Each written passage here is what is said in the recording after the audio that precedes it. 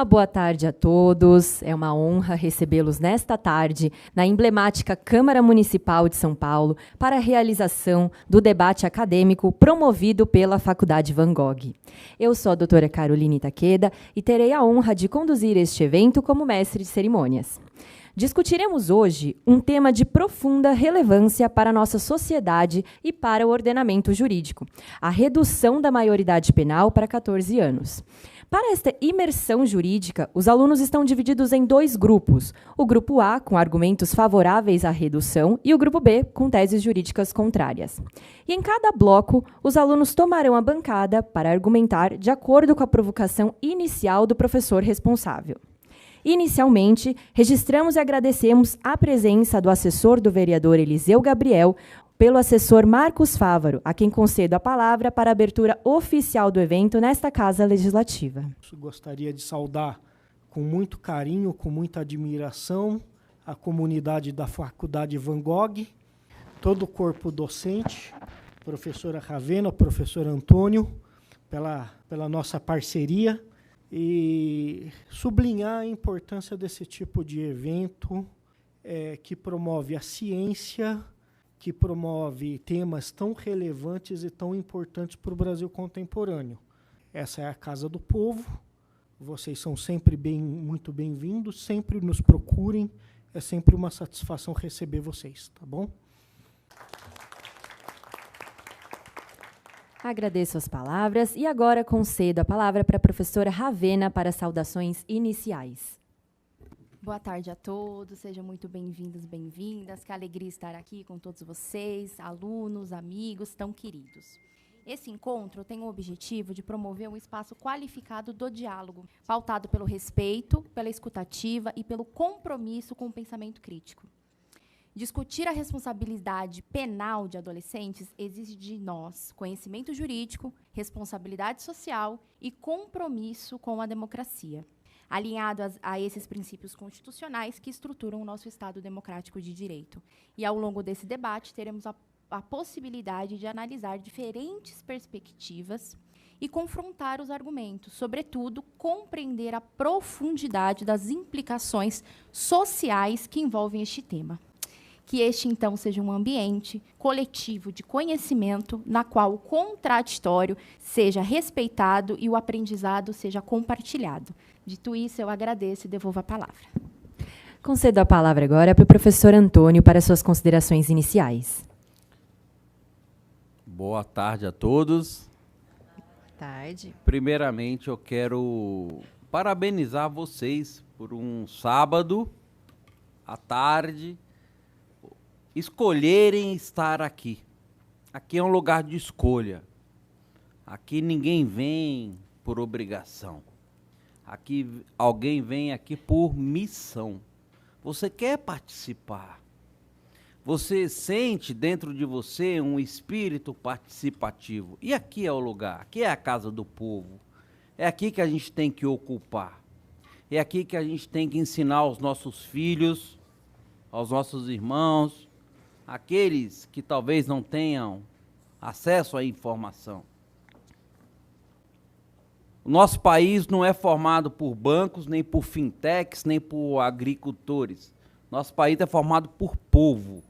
E vocês representam o povo. Eu fico muito feliz de ser hoje o diretor da Faculdade Van Gogh.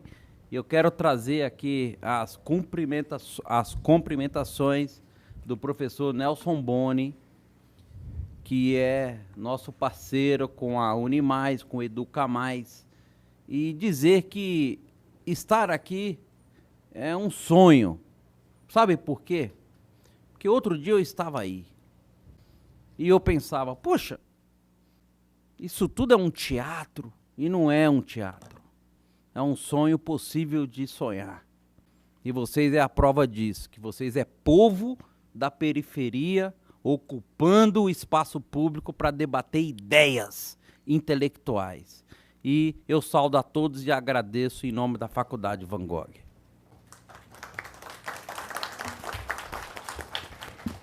Então vamos lá. Para que o nosso debate transcorra com o rigor acadêmico necessário, gostaria de pontuar algumas regras para o evento de hoje. Sobre o controle de tempo, seremos rigorosos com os horários estabelecidos. Sobre as iterações, cada bloco contará com as perguntas dos professores, seguidas das respostas de 5 minutos para cada grupo e 2 minutos para a réplica. Estão proibidas as interrupções durante as falas dos colegas e qualquer tipo de conflito direto entre os acadêmicos. Lembrando que o nosso objetivo aqui hoje é o debate de ideias e teses jurídicas. Cada bloco vai funcionar, então, da seguinte maneira. O professor mediador apresentará o tema e fará a provocação inicial aos grupos. Depois, nós chamamos o primeiro grupo para tomar a bancada aqui à frente e, em seguida, nós chamamos o outro grupo para a fala. Passamos, então, para a réplica pelo grupo oposto que iniciou e depois, para finalizar, devolveremos a palavra para o professor para as considerações finais do bloco, ok? Iniciando, então, o primeiro bloco com o tema Constitucionalidade, convidamos o professor Antônio para a provocação inicial sobre o tema. Mais uma vez, saldo ao auditório. Mais uma vez, cumprimento os meus colegas de mesa. E a pergunta é bem clara e bem simples. A redução da maioridade penal é compatível com a Constituição Federal? Especialmente diante da cláusula pétrea dos direitos e garantias fundamentais? Essa é a provocação que eu faço aos grupos. Representando o grupo B, convido para tomar a bancada a aluna Mirella.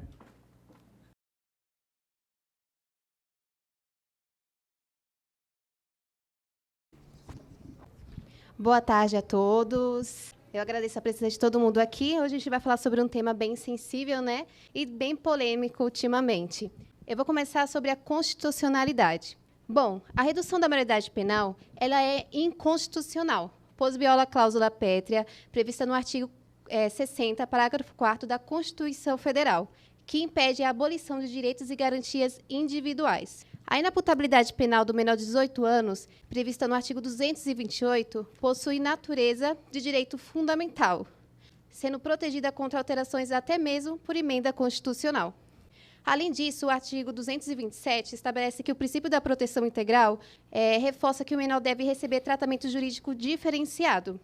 Ainda que se sustente, em tese, a possibilidade da alteração da maioridade penal por meio de uma emenda constitucional, entendimento que não é pacífico, essa mudança implicaria uma profunda ruptura na estrutura do sistema constitucional brasileiro.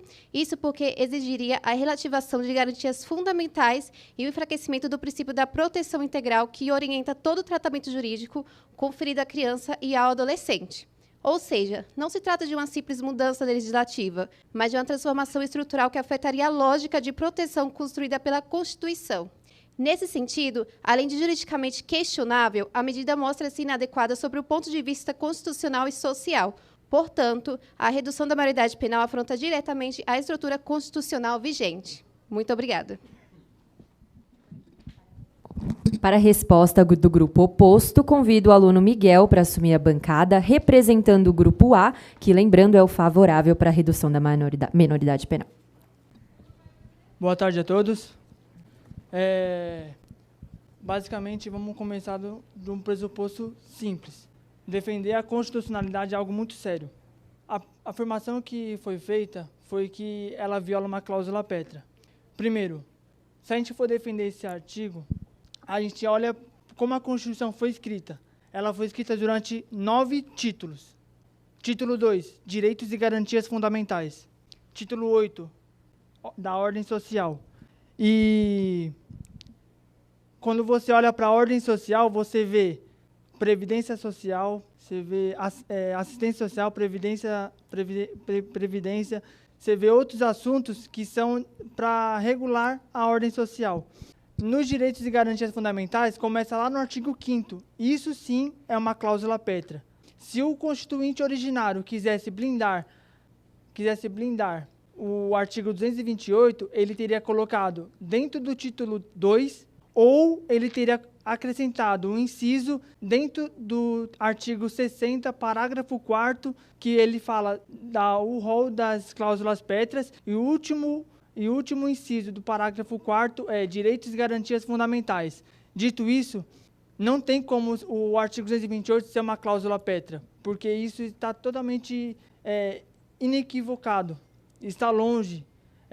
O parâmetro é artigo 2, direitos fundamentais. Não existe nenhuma emenda constitucional aprovada no Congresso no título 2, nos direitos e garantias fundamentais. É inconstitucional. O STF já falou sobre esse assunto. O máximo que a gente vai ver é emendas constitucionais que são no título 1º, no título 3º, no título 4º, no título 8. Ainda está... É um projeto de lei que está para ser aprovado, mas está na CCJ da Câmara dos Deputados. Então, falar que o artigo 228 tem uma PEC que altera aquele artigo não é inconstitucional, é constitucional, assim como Flávio Martins, que foi orientador da nossa professora Ravena, disse que não teria impedimento nenhum sobre deixar o artigo 228 imutável. Pode ser, sim. Assim como também o ex-ministro Marco Aurélio de Mello. Ele fala que o artigo 228 pode, sim, ter uma emenda constitucional. Muito obrigado. Encerradas as falas dos alunos, devolvo a palavra para o professor Antônio para suas considerações finais deste bloco. Eu percebi que a minha voz está mais baixa, agora sim. Pessoal, primeiramente eu quero parabenizar os dois debatedores, né? Coragem de vir aqui, pôr a cara e fazer. É isso que a Faculdade Van Gogh defende. Vem aqui, expõe a sua opinião. Quero parabenizar primeiro a Mirela, o Miguel, por ter vindo aqui e assumido esse compromisso, né? Como professor... obviamente, eu vou fazer uma ponderação que, poxa, professor, o senhor tem que ser técnico e, como que se diz, com a palavra do momento que se diz, não tem como ser professor de direito constitucional, não tem como ser filósofo, sociólogo e historiador, e não trazer um conceito aqui, porque a nossa análise não é só técnica, ela é social. Então vamos lá. É possível perceber, pessoal, que esse debate, ele não é só sobre redução da menoridade penal. Isso aí seria muito simples, isso aí você assistiria no Datena, nas sextas, nas suas tardes. Quem não estuda, né? Quem não vai para a faculdade, quem gosta de ter aula online, fica assistindo essas porcarias. Mas, enfim, não pode, esse debate, pessoal, ele não pode ser reduzido a respostas simplistas, a respostas primárias. Nós estamos diante de um tema que revela uma tensão profunda entre, primeiro, segurança pública. Segurança pública é o cabide eleitoral de todos os candidatos que vocês vão ver nas próximas eleições. Todos eles vão falar de segurança pública. Só que do outro lado tem a proteção de direitos fundamentais. E aí? Eu tenho um embate inevitável entre segurança pública e direitos fundamentais. De um lado, aparece uma legítima preocupação social com a violência, que é a violência que nós observamos todos os dias na nossa vida, muito potencializada pelos veículos de comunicação. Só rapidamente que eu quero falar que, do ponto de vista constitucional, a Constituição Federal de 88 estabelece no artigo 228 que menores de 18 anos são plenamente inimputáveis, ou seja, pessoal, não são tratados como adultos pelo sistema penal, mas inseridos em um modelo próprio, de caráter socioeducativo. E só para finalizar, aqui está um ponto central. Essa escolha do Constituinte, lá do Constituinte, quem foi meu aluno de Direito direito constitucional, ouviu falar sobre poder constituinte originário. A escolha deste poder constituinte originário não foi aleatória. Ela reflete a compreensão de que o jovem é uma pessoa em desenvolvimento e que o Estado deve priorizar a educação, inclusão e oportunidades e não apenas punição. Sabe aquele pai ausente? Sabe aquele pai que só é presente na hora de te dar surra, na hora de te dar porrada? Ele não estava com você na sua primeira menstruação, ele não estava com você... Eu não vou nem entrar nesse... O pai ausente, é o Estado brasileiro, é o pai ausente. Ele só quer vir punir? Ele só quer vir a hora que você quebrou a vidraça do vizinho com a bola? A grande discussão jurídica é saber se essa regra pode ser alterada, ou se ela, a Constituição, nos dá uma garantia fundamental, que é protegida pelas cláusulas pétreas, lá do artigo 60. Todo estudante de direito conhece o artigo 60 da Constituição. A posição predominante da doutrina hoje, pessoal, entende que sim, que essa proteção está ligada à dignidade da pessoa humana e, portanto, ela não pode ser simplesmente suprimida. Além disso, o Brasil ele assumiu compromissos internacionais, como a Convenção sobre os Direitos da Criança, que reforçam a necessidade de tratamento diferenciado para as crianças e os adolescentes. Mas é importante ir além da discussão jurídica. Quando falamos de criminalidade juvenil, nós precisamos perguntar quem são esses jovens? De onde eles vêm? Quais oportunidades lhe foram negadas? E eu paro minha fala por aqui. Porque senão... Parabenizo os alunos e o professor pela explicação, pela apresentação, e passamos para o segundo bloco sobre o tema segurança pública. Convidamos o professor Diego para a provocação inicial sobre o tema. Boa tarde, pessoal, tudo bem? Então, gente, a provocação, né, o bloco 2 é sobre segurança pública, conforme já dito, e a provocação é a seguinte: a redução da maioridade penal é medida eficaz para a redução da criminalidade, e eu gostaria de convidar o Gabriel para expor aí a sua fala. Excelentíssimos professores, caros colegas, boa tarde. É uma honra estar aqui nesse momento, fazendo esse discurso para vocês, na Câmara Municipal de São Paulo. Gostaria de ressaltar que o artigo 144 da Constituição Federal, ele estabelece que a segurança pública é um dever do Estado e responsabilidade de todos. E qual é o intuito? Com o intuito de preservar a ordem pública e a incomunidade das pessoas. Para a criminologia moderna, um crime hediondo, ele não é uma fatalidade mística imposta apenas pelo seu meio. Para a criminologia, cometer um crime hediondo é também uma escolha racional baseada no seu benefício ou no que pode acontecer de ruim. Então, vejamos, garantir a segurança e punir quem comete crime não ofende a democracia. Pelo contrário, sem o poder do Estado, o Estado de Direito simplesmente deixa de existir. Vamos olhar a forma que está hoje. Qual é a mensagem institucional que o ECA está dando para os nossos jovens? O ECA está dando a mensagem brutal que o crime compensa. Um jovem de 14 anos, capacitado, hoje altamente conectado, com informações vastas no seu celular, quando ele planeja, premedita um latrocínio, tira a vida de um ser humano, em bens, para pegar um bem material, esse jovem tem sim o discernimento dos seus atos. Inclusive, ele tem um discernimento da impunidade atual. Olha que interessante. Veja a esquizofrenia do nosso ordenamento jurídico referente à Constituição ali do artigo 7 e à CLT. Eles falam que o jovem de 14 anos, ele pode trabalhar.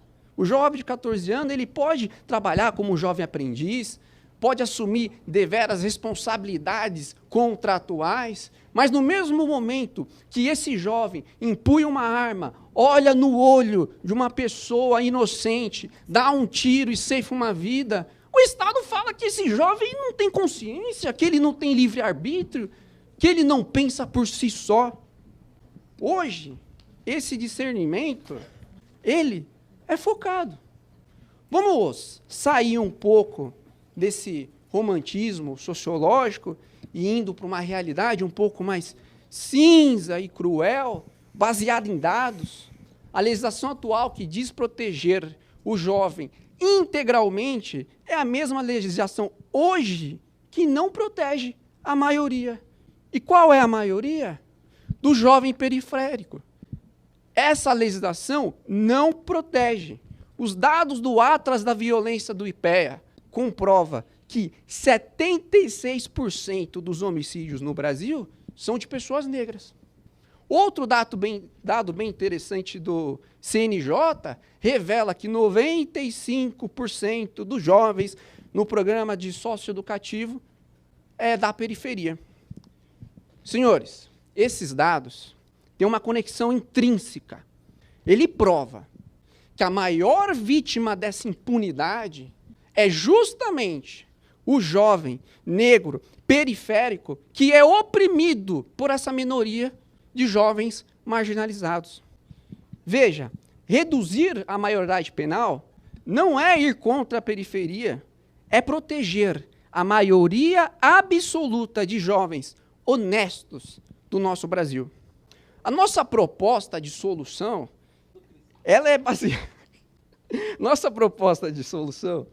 baseada em 3 pilares fundamentais. Primeiro, desmantelar o RH do crime. Hoje, infelizmente, o EC ele é utilizado como escudo jurídico do narcotráfico e o narcotráfico já usa os nossos jovens como bucha de canhão. Segundo, o fim do enxuga-gelo policial. Chega de prender o jovem 10, 15, 20 vezes. Uma pena proporcional ao crime retira das ruas o reincidente perigoso. A gente quer tirar da rua o perigoso, o jovem que faz maldade. Terceiro, o sistema penitenciário juvenil. Mas é óbvio que não dá para colocar um jovem de 14 anos junto com um adulto. Isso a gente não pode negar. Se faz necessário um sistema juvenil, já aproveitando o que nós temos do ECA, e tirando esse jovem das ruas, nós protegemos a maioria absoluta dos jovens honestos. Obrigado, senhores.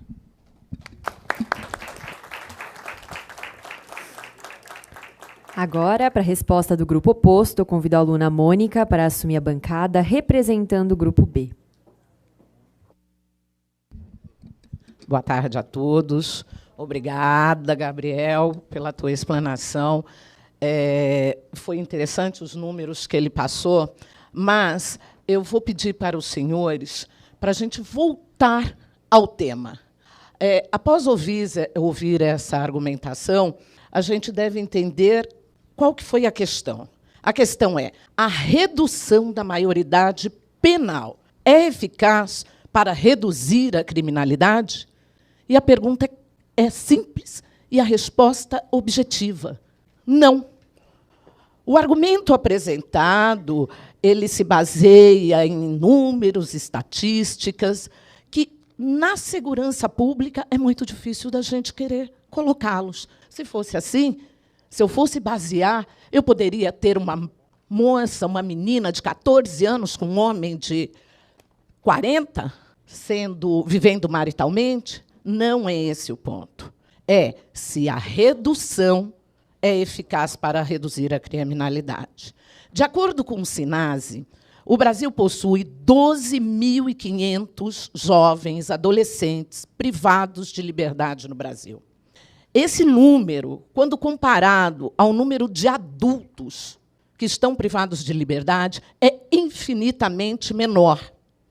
Ou seja, nós estamos propondo uma mudança estrutural para um núcleo que não é o centro do problema. Não é o jovem que é o centro.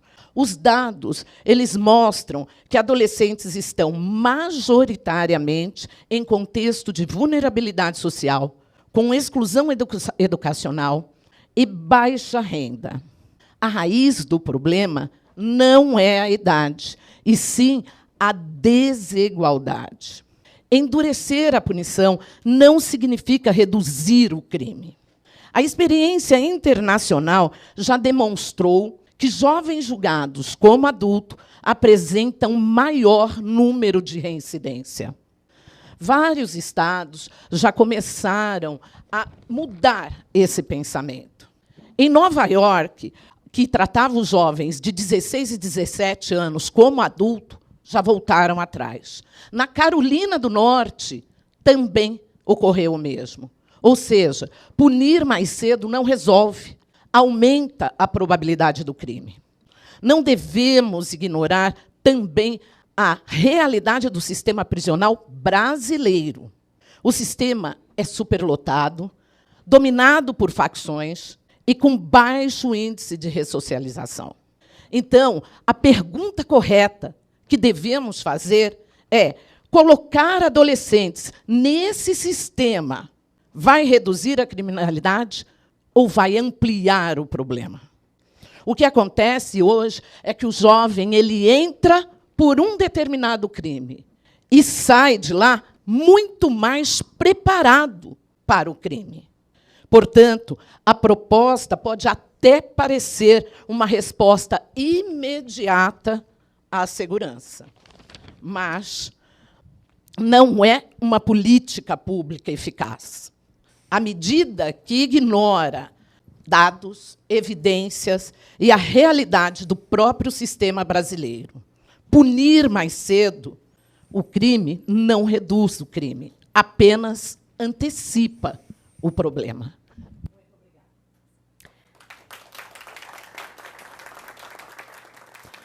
Encerradas as falas dos alunos, eu devolvo a palavra para o professor Diego para sua breve consideração final deste bloco. Obrigado. Gente, eu gostaria de agradecer aqui aos debatedores, ao Gabriel, que explanou muito bem a sua tese. Obrigado, Gabriel, é um prazer tê-lo como aluno. Mônica também explanou de forma excelente também a sua tese. Bom, ouvimos aqui argumentos que nos despertam os mais íntimos sentimentos de justiça e indignidade. A minha função aqui é elevar o debate para além do populismo penal. Nós vivemos um momento político onde a segurança pública é vendida como um produto eleitoral para resolver problemas complexos. É vendida como simples, mas para resolver problemas complexos. Nada simples resolve problema complexo. Pois bem, o direito, professor Antônio, ele é científico. Então, a gente precisa mostrar com dados. Segundo a neurobiologia, o córtex pré-frontal, que é a parte do cérebro responsável pelo controle dos impulsos e decisão, e aí é a ciência, hein? O córtex pré-frontal, ele se forma de maneira definitiva em algum momento entre 21 e 25 anos. Reduzir a maioridade penal para 16 anos é ir contra a própria humanidade, a natureza humana. A reincidência no sistema carcerário brasileiro é de 70%. 70%. A reincidência do sistema do ECA, que tem as suas mazelas, infelizmente, e a gente precisa melhorar isso, é de 24%. E é medida socioeducativa. E aí são números, aí teríamos que brigar contra os números. Entendem? Para além disso, dos crimes cometidos por jovens, pessoas entre 16 e 18, que têm entre 16 e 18 anos, 1% é crime brutal. Dos crimes cometidos por jovens entre 16 a 18 anos, 10% é cometido por pessoas entre 16 e 18 anos. Então, a redução por si só, não entendo que resolva. E isso é um dado. Dito isso, agradeço mais uma vez a presença de todos vocês e dos dois debatedores. Obrigado. Obrigada pelas considerações, professor, e parabéns também aos alunos pela apresentação. E agora, seguindo para o terceiro bloco sobre sistema prisional. Convidamos a professora Ravena para a provocação inicial sobre o tema. Boa tarde novamente a todos os que chegaram depois. Sejam muito bem-vindos a essa casa, ao nosso evento. Bom, a pergunta que eu faço aos grupos é a seguinte: o sistema prisional brasileiro possui estrutura para absorver adolescentes sem agravar a crise carcerária? É essa a pergunta. Bom, gente, eu vou ser bem direta a resposta. Não. O sistema prisional brasileiro não possui estrutura para absorver adolescentes sem agravar a crise carcerária. Essa conclusão, ela se baseia em dados reconhecidos, concretos, inclusive pelo próprio Poder Judiciário. O sistema prisional já se encontra dentro de uma enorme crise. O Brasil, atualmente, possui 800 mil pessoas privadas de liberdade. Mais de 800 mil pessoas privadas de liberdade. Existe um déficit de aproximadamente 200 mil vagas. As unidades operam com superlotação de até 150%. Ou seja, já falta espaço para quem está lá dentro hoje. A violação sistemática dos direitos fundamentais, falhas estruturais graves, incapacidade do Estado de garantir as mínimas condições de dignidade humana. Já não funciona esse sistema para os adultos. E a proposta é inserir adolescente no mesmo ambiente. O problema não é estrutural, ele é funcional. Na prática, o sistema penal brasileiro não ressocializa de forma eficaz, apresenta altos índices de reincidência, funciona muitas vezes como um ambiente de fortalecimento do crime organizado.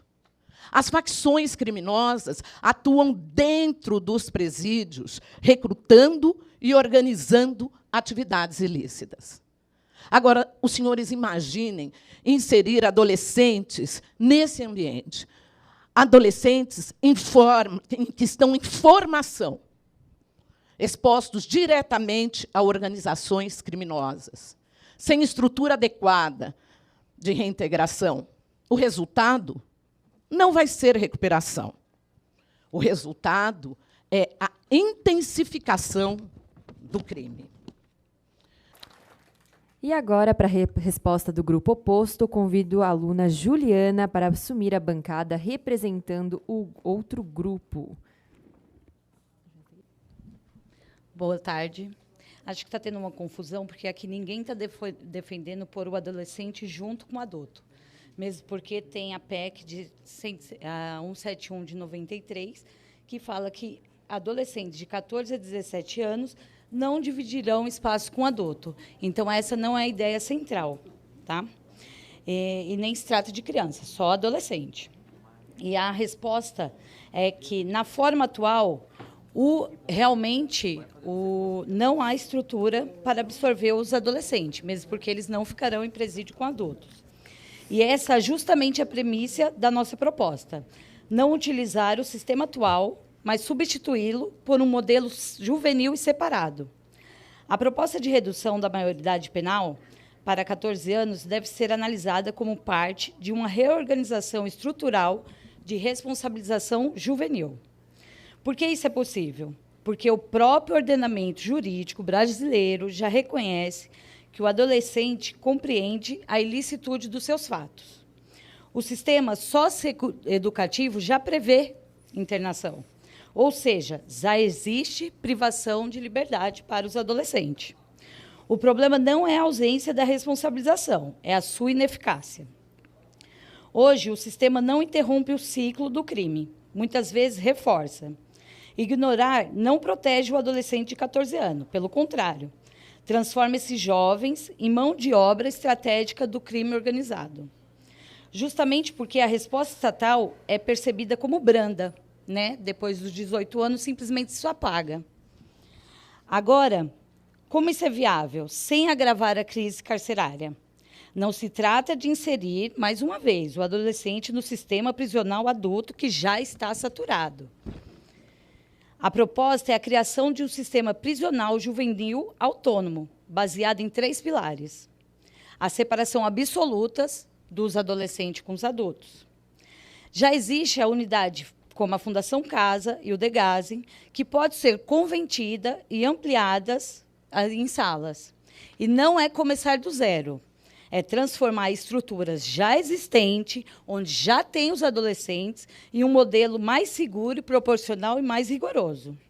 E não é apenas punir, é obrigar o jovem a romper com a lógica do crime. Lá dentro, a educação, formação técnica e trabalho deixam de ser opcionais e passam a ser parte da execução da medida, com progressão vinculada ao desempenho. Dizer que o sistema não comporta adolescentes é olhar apenas para um modelo que já falhou. A proposta não ignora essa falha, ela parte dela. Reduzir a maioridade penal para 14 anos é possível porque o adolescente já reconhece seus atos, já existe privação de liberdade e já temos estruturas que podem ser reformuladas. E é viável porque não sobrecarrega o sistema atual. Ele o substitui por um modelo separado e planejado. Porque aqui todo mundo quer palpitar, proteger tudo, mas ninguém quer levar o jovem residente para suas casas. Ninguém quer. Todo mundo quer, não, quer defender, mas ninguém leva. Se tiver um programa para um adulto levar, não, vamos acolher o jovem reincidente, ninguém aqui vai querer. E é isso.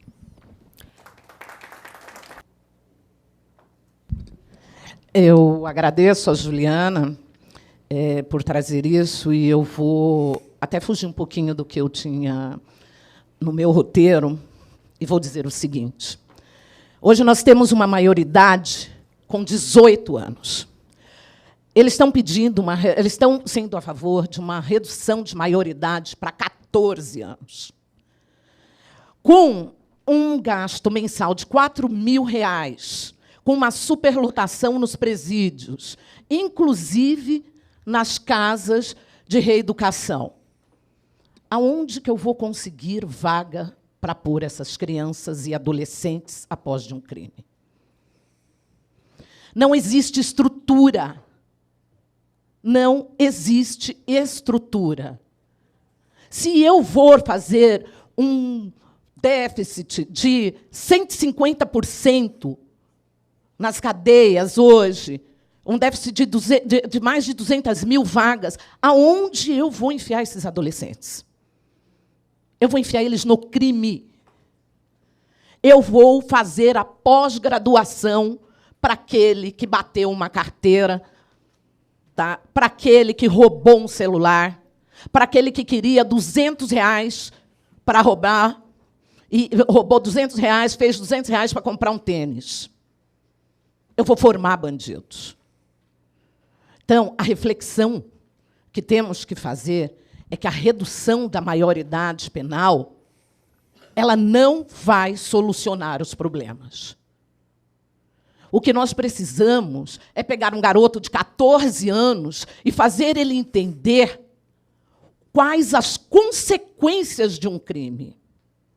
É criar escolas com esses 10 bilhões de reais que nós vamos ter de rombo nos cofres públicos em período integral, onde eles possam comer, onde eles possam estudar e ter a oportunidade que nós estamos tendo aqui. A oportunidade do conhecimento, a oportunidade do debate sem a briga. Então, eu agradeço muito, não vou extrapolar o tempo, e muito obrigada. Juliana e Mônica, pela explanação, pela excelente explanação. Eu tinha preparado um outro texto, mas eu recebi aqui, para que vocês não fiquem curiosos, tá? A gente recebeu aqui os dados de 2025, junho de 2025, dos dados penitenciários. E aqui eu quero chamar a atenção para alguns dados bastante expressivos. O total de pessoas presas que não completaram o ensino fundamental. Mais de 77 mil pessoas presas no Brasil não acessaram o ensino fundamental. Quando a gente fala do ensino médio, nós estamos falando de mais de 82 mil pessoas que não acessaram o ensino médio. E aí tem um contraste muito interessante nesses dados, quando a gente pensa nas pessoas que acessaram o ensino superior. Elas representam 0% da população carcerária. Nós temos atualmente no Brasil 206 pessoas presas que acessaram o ensino superior, que completaram o ensino superior. Então, esses dados são bastante relevantes para esse tema do debate, para essa parte do debate. E aí, quando a gente vai pensar na cor das pessoas que estão presas, as negras e pardas somam quase 70% da população carcerária. Acho que isso é um pouco do discurso do professor Bruno, que vai falar de políticas criminais, de políticas públicas, mas é interessante a gente analisar o nosso bloco sobre esse viés. E quando a gente fala de encarcerar adolescentes, nós temos que lembrar que, atualmente, o Brasil enfrenta um estado de coisas inconstitucional declarado pelo Supremo Tribunal Federal. Como discutido pelos dois grupos, essa tese ela representa uma violação massiva e generalizada dos direitos humanos, dos direitos fundamentais. Não é um ato isolado, mas sim uma falha estrutural e persistente do próprio Estado. Diante desse quadro, a gente pensar em inserir adolescentes não é apenas uma questão de política criminal, mas é uma responsabilidade também constitucional. Mais do que agravar a crise carcerária, essa medida tende a aprofundar esse estado já declarado de coisas inconstitucionais. Portanto, qualquer proposta de ampliação do encarceramento, especialmente dos adolescentes, deve necessariamente partir da superação do estado de coisas inconstitucionais, separando adolescentes de adultos, como o primeiro grupo destacou. Sem essa dinâmica, nós estaremos apenas expandindo um sistema que já é falido, já é reconhecidamente falido. E aí estaríamos legitimando a perpetuação de violações estruturais de direitos humanos. Essa é a minha contribuição. Obrigada. Excelente bloco. Agradeço aos participantes e à professora. Passamos, então, para o quarto bloco sobre o tema Direitos Humanos e Dignidade. Convidamos o professor Marcelo para a provocação inicial sobre o tema. Pela PEC número 33 de 2012, né, todos falam sobre redução da maioridade. Haja vista que nossos vizinhos aqui atrás, Uruguai, Paraguai, Argentina, entre outros mais, a minoridade é de 14 a 16 anos. Eu acredito que isso possa ser aplicado no Brasil. Diante disso, pergunto-lhes, a redução da maioridade penal viola os princípios de proteção à integridade prevista no nosso ordenamento jurídico? Representando o grupo a favor, a redução da maioridade penal, convido para tomar a bancada a aluna Renata. Este debate costuma ser apresentado como um conflito ou proteger o adolescente ou responsabilizar. Mas essa é uma falsa escolha. O princípio da proteção integral previsto no artigo 227 da Constituição e no Estatuto da Criança e do Adolescente não significa ausência de responsabilização. Significa garantir desenvolvimento com responsabilidade. É aqui que está o ponto central. Proteger não é isentar. Quando o Estado deixa de aplicar uma resposta proporcional a um adolescente, inclusive de 14 anos, que comete um crime grave, ele não está protegendo esse jovem. Está falhando com ele. Por quê? transfere a esse adolescente a mensagem de que não há consequência real. E, na prática, isso o aproxima mais ainda da criminalidade. O direito não é estático. Ele precisa responder à realidade. E a realidade brasileira mostra que muitos adolescentes já possuem plena capacidade de compreender e planejar condutas ilícitas.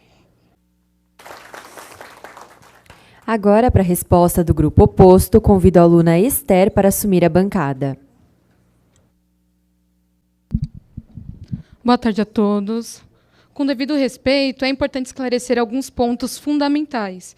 Quando tratamos dos direitos humanos e dignidade, no contexto da maioridade penal, não estamos falando de conceitos abstratos, mas de limites intransponíveis, estabelecidos pela lei maior. Nós sustentamos que a redução da maioridade é, antes de tudo, um retrocesso jurídico inconstitucional. E aqui é importante deixar claro, não se trata de ser a favor do crime, mas de ser fiel à Constituição. Nossa Constituição Federal de 1988, no artigo 227, é categórica ao estabelecer o princípio da proteção integral. Como preceitua o texto constitucional, é dever do Estado assegurar ao jovem, com absoluta prioridade, o direito à dignidade e colocá-lo a salvo de toda forma de violência. Ao tentarmos reduzir essa fronteira, esbarramos no artigo 60, parágrafo 4º.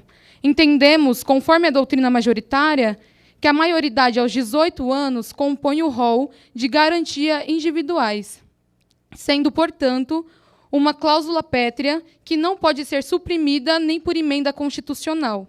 Ou seja, não é só uma escolha política, é um limite jurídico. Além disso, não podemos ignorar a Convenção sobre o Direito da Criança da ONU, Decreto 99.710 de 90, da qual o Brasil é signatário. Ela reforça que o adolescente é uma pessoa em condição peculiar de desenvolvimento. E aqui entra o ponto essencial que precisa ser enfatizado. Essa condição não é apenas social, ela é também biológica. A neurociência demonstra que o cérebro do adolescente, especialmente o córtex pré-frontal, responsável pelo controle de impulsos, tomada de decisão e avaliação de consequências, ainda não está completamente desenvolvido. Isso significa que o jovem não reage, não decide a risco da mesma forma que um adulto. Então, eu pergunto, é justo exigir responsabilidade penal plena de alguém cujo próprio cérebro ainda não está plenamente desenvolvido? Estamos punindo uma escolha ou uma imaturidade estrutural? Propor que um jovem de 14 anos seja lançado no sistema carcerário comum, que o STF já classificou na DPF 347 como um estado de coisas inconstitucionais, devido às violações sistemáticas, é o oposto do que prega a dignidade da pessoa humana. Não é justiça, é exposição à violência inconstitucionalizada. O Estado não pode ser responsável à violência como uma violação de direitos fundamentais, porque quando o Estado desrespeita direitos, ele deixa de ser solução e passa a fazer parte do problema. Obrigada. Não estamos falando aqui, ou tratando aqui, de abolição de cláusulas pétreas. Estamos falando aqui de acrescentar, reformar, porque o artigo 228 da Constituição Federal, de 88, ela diz assim, que são penalmente inimputáveis os menores de 18 anos. Os menores de 18 anos.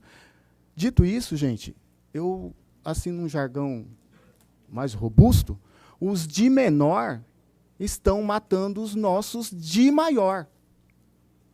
Por um tênis, agora a modinha agora, senhoras e senhores, é roubar objetos pessoais, correntinhas e anéis.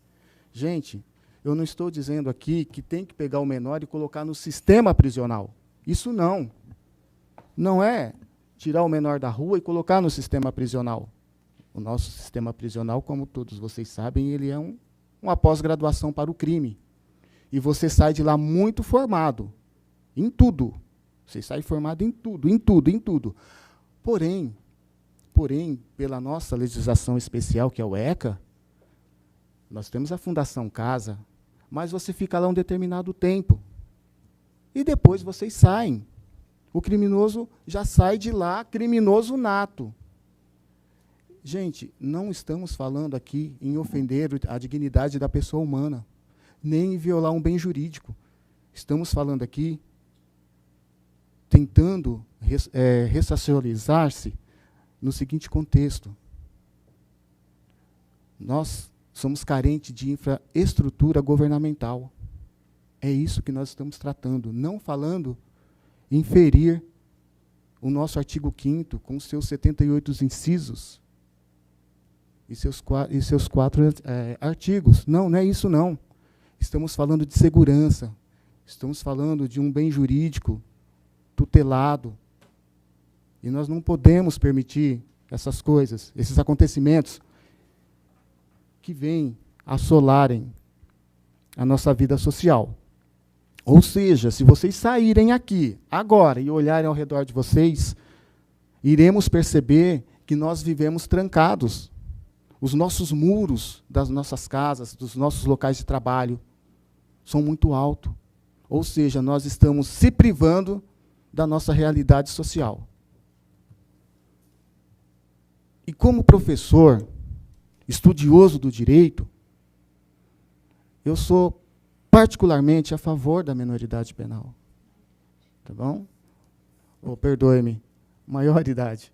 Gente, não estamos aqui discutindo o que vão fazer, o que vai fazer, o que vai deixar de ser feito. Porque a criança, eu acredito que até os 11 anos, passou disso, ele já tem idade suficiente para saber o que é certo, o que é errado. E cometer crimes é errado. É muito errado. Não, reforço, não estou dizendo que temos essa oportunidade de pegar o menor e colocar no sistema prisional. Um presidente Bernardes, um CDP da vida, não. Um sistema correcional digno. Digno. Como o meu tempo aqui é muito curto, de todos nós é muito curto, isso é um debate muito amplo, é uma discussão muito grande. E peço para vocês, vamos repensar isso com carinho, com muito carinho. Não estou dizendo que é para jogar as nossas crianças no sistema prisional, e sim, imputar-lhes a responsabilidade que eles assim o criou. Muito obrigado.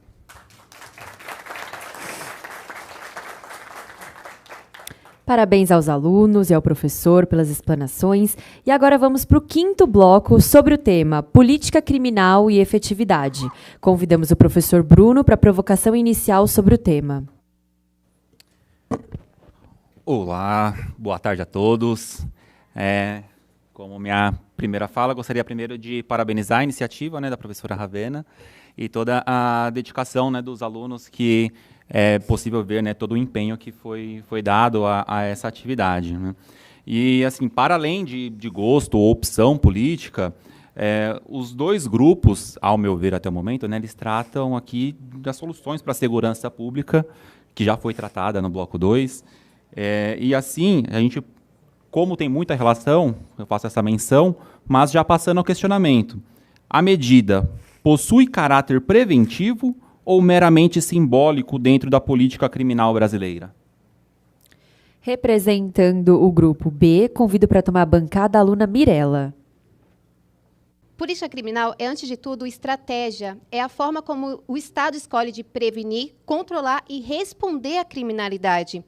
E é justamente aqui que entra o problema da redução da maioridade penal, porque essa medida parte de uma lógica muito simples e, ao mesmo tempo, muito equivocada. A ideia de que punir mais cedo vai resolver o problema da criminalidade. Mas será que resolve mesmo? Se a gente olhar para a história e para os dados, a resposta é não.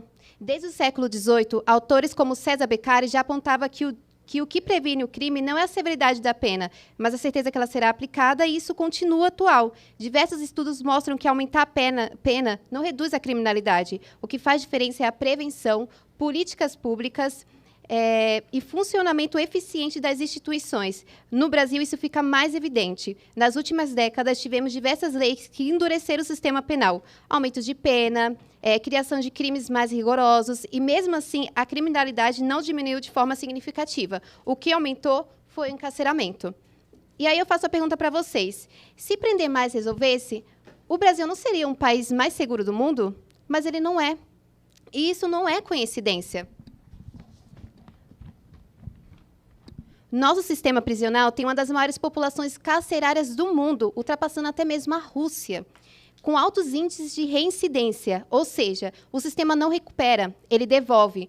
Agora, quando a gente olha para os adolescentes, o cenário é ainda mais revelador. Eles já são responsabilizados. O Estatuto da Criança e do Adolescente prevê medidas socioeducativas, inclusive internação. E o mais importante, o índice de reincidência nesse sistema é muito menor do que o sistema prisional comum.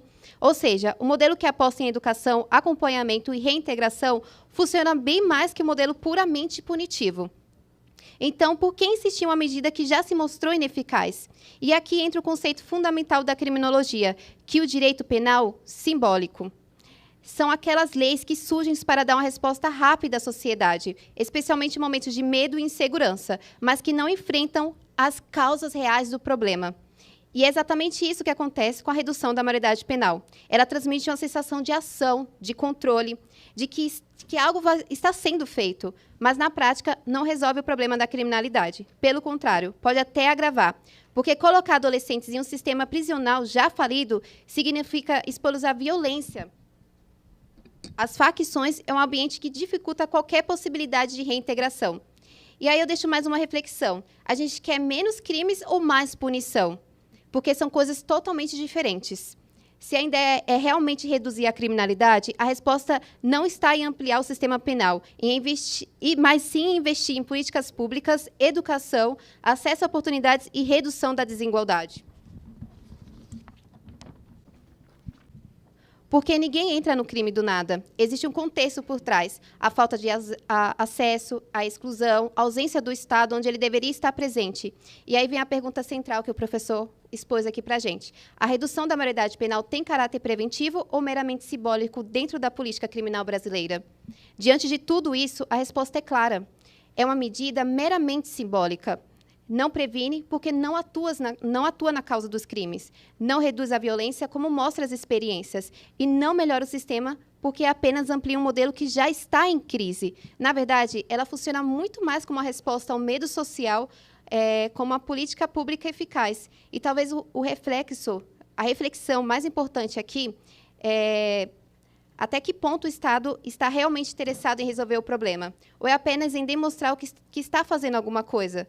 Porque a política criminal de verdade não se faz com medidas de impacto imediato, mas com responsabilidade, planejamento e compromisso com a transformação social. Eu agradeço.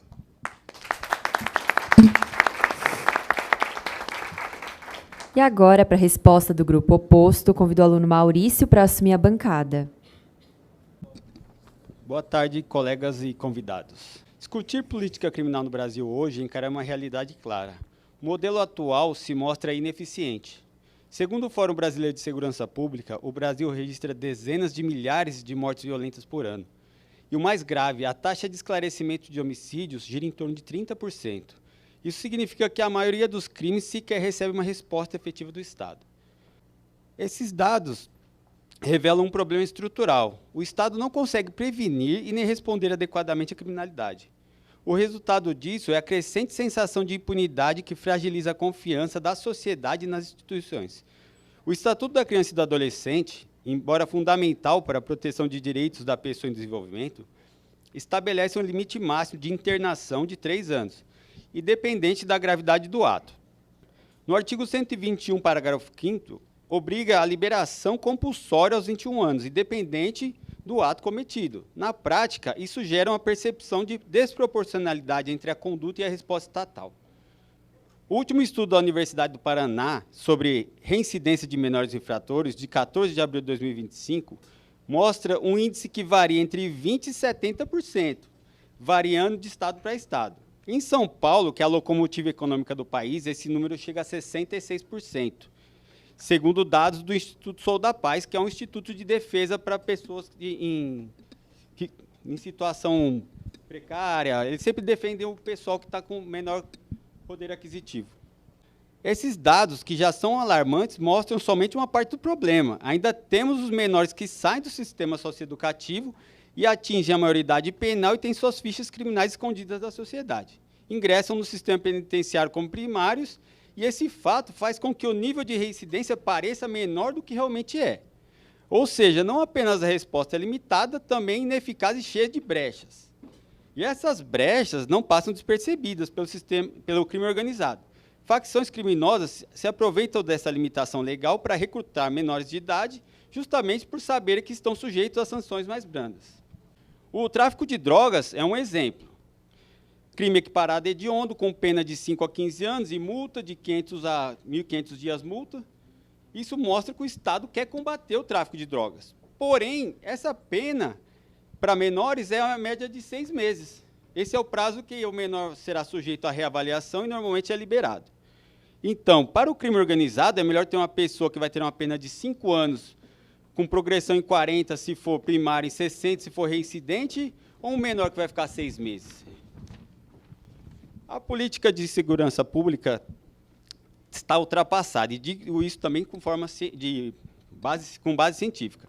A psicologia, por meio do estudo chamado efeito Flynn, demonstrou que, ao longo das últimas décadas, as gerações mais novas apresentam aumento significativo na capacidade cognitiva, e especialmente no raciocínio abstrato, que é entender as coisas que você não pode ver, não pode tocar, que, no caso, uma lei faz parte do raciocínio abstrato. Isso está ligado ao maior acesso à educação, à informação e ao ambiente mais complexo que nós vivemos hoje. Isso não afirma que os adolescentes são plenamente maduros em todos os aspectos, mas evidencia que não podemos mais tratá-los com base numa ideia ultrapassada de incapacidade absoluta, especialmente quando falamos em crimes graves, praticados com consciência e muitas vezes inseridos na criminalidade organizada. Diante desse cenário, defender a redução da maioridade penal para 14 anos não é adotar uma medida simplista, mas reconhecer uma falha concreta na política de segurança pública. O Estado tem o dever de separar as pessoas que não se adaptam ao contrato social para que as outras pessoas possam viver da melhor forma possível. Porém, encontramos uma falha quando se trata de menores de 18 anos, que têm o direito de contrariar de forma violenta a lei e ter uma pena simbólica que ainda será escondida da sociedade após a maioridade. Por isso, eu quero retratar aqui que a gente precisa, primeiramente, trazer tudo isso, reestruturar novamente, né, para poder ter um lugar melhor, né? Como eu falei, o ECA ele não é perfeito. Ele pode haver, sim, uma formulação melhor, né, porque não é perfeito, entende? Mas, atualmente, colocar uma criança de 14 anos dentro de um sistema penal não vai ajudar. Infelizmente, 14 anos não tem a formação, né, não tem desenvolvimento suficiente para isso. Eu agradeço. Encerradas as falas dos alunos, eu devolvo a palavra ao professor Bruno para suas considerações finais deste bloco. O debate aqui está bem qualificado, né? Então, eu gostaria de parabenizar a maturidade dos alunos nesse debate hoje. Então, acho que eu, na condição, né, de professor e mediador, eu tentei vir despido das minhas crenças pessoais para ouvir os argumentos lado a lado.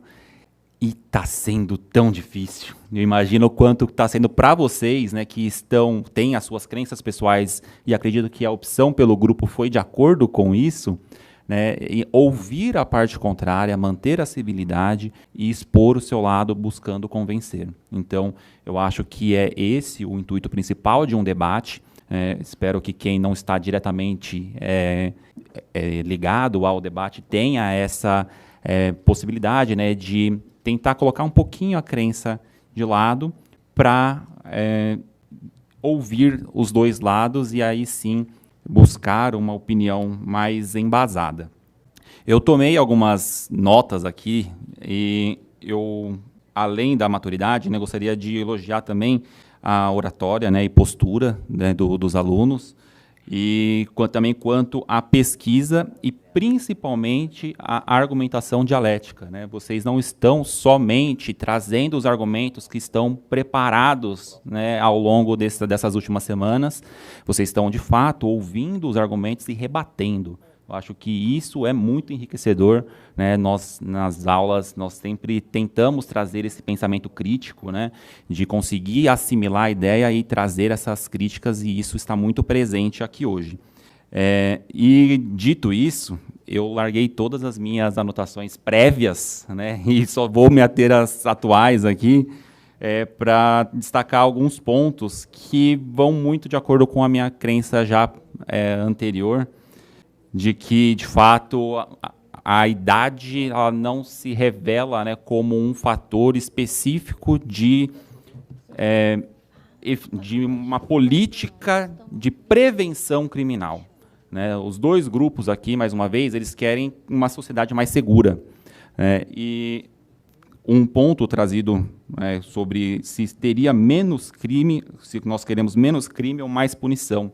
Eu achei isso muito interessante, inclusive porque eu trago aqui o questionamento, né, do que crime. Nós sempre, quando discutimos sistema prisional, nós temos que discutir também quem que a gente está mandando para a prisão.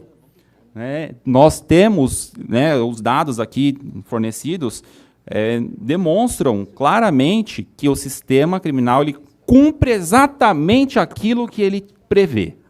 Então, ele encarcera um grupo específico e é por conta disso que nós temos que rediscutir o sistema criminal como um todo, né?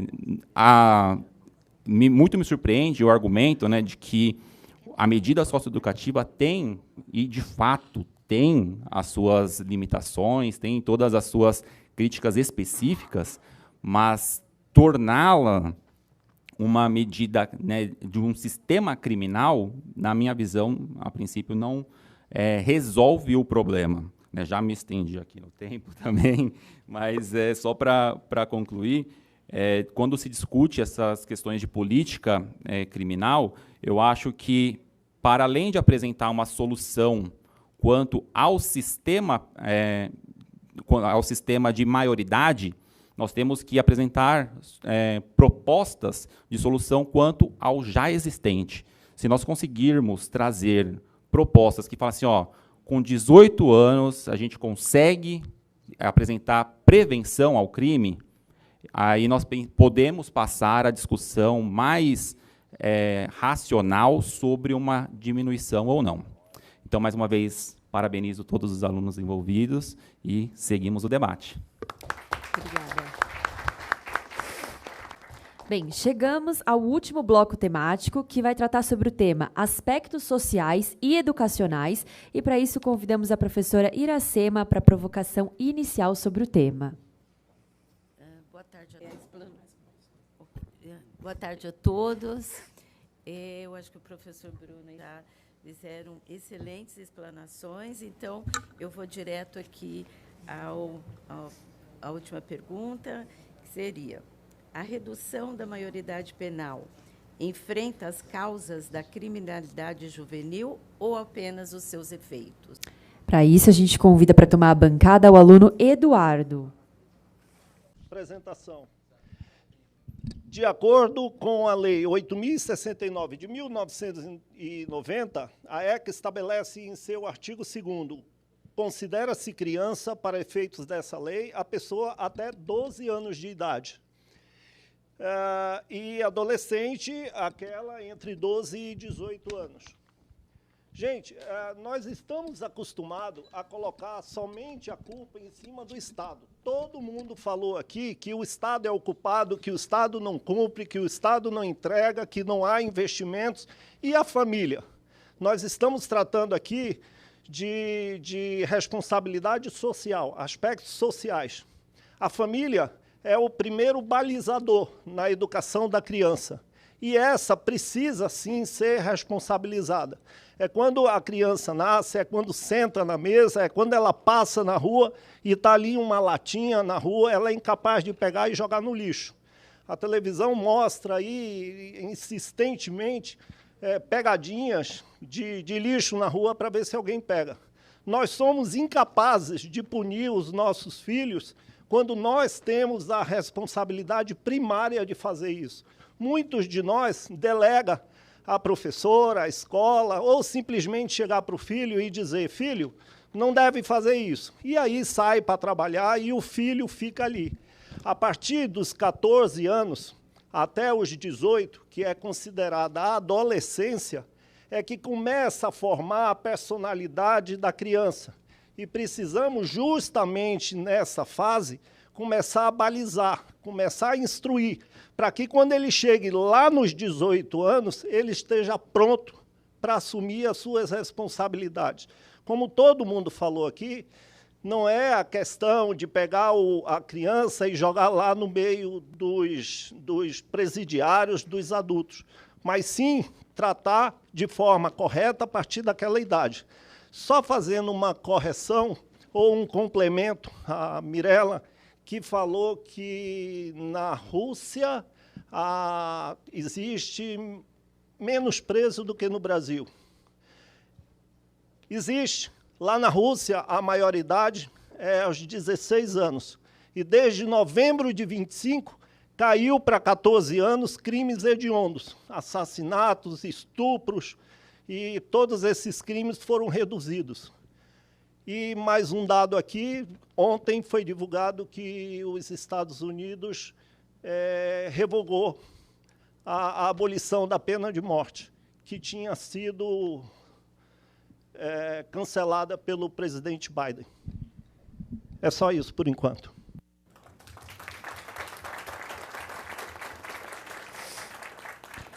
E agora, para a resposta do grupo oposto, eu convido a aluna Esther para assumir a bancada, por favor. Eu convido vocês a voltar ao ponto importante que ficou sem resposta. No campo social e educacional, precisamos sair do campo do eu acho e entrar no campo dos dados. Precisamos questionar: a redução da maioridade enfrenta a raiz do problema ou apenas mascara uma falha estatal? Porque é muito mais fácil punir depois do erro do que prevenir antes dele. Nós defendemos que a criminalidade juvenil é o sintoma de uma ausência de políticas públicas. Dados do IP, Instituto de Pesquisas Econômicas Aplicadas no Atlas da Violência, demonstram que o perfil do jovem em conflito com a lei coincide quase sempre com aquele que foi privado de direitos básicos. A redução tem uma seletividade óbvia. Ela atingirá o jovem negro e periférico, para quem o Estado só chega através da polícia e nunca através da escola. E isso não é coincidência, é reflexo de desigualdade estrutural.